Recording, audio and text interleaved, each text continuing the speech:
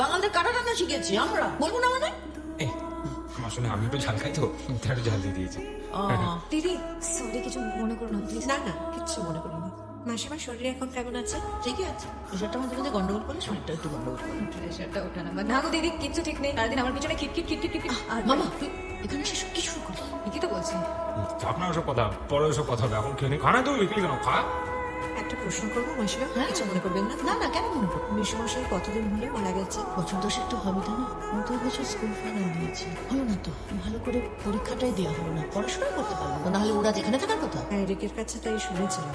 কাহিনী খুব ব্রিলিয়েন্ট মেয়ে। কি শুধু ব্রিলিয়ান্ট? ও যদি ঠিক করে পড়াশোনা করতো, ওর এখানে থাকার কথা, আগে স্টেটেই থাকতো না, অন্য স্টেটে গিয়েও চাকরি করতো, বড় চাকরি। ও যা মেয়ে, বাপরে বাপ, শুধু সায়েন্সটা যদি নিত মেয়েটা।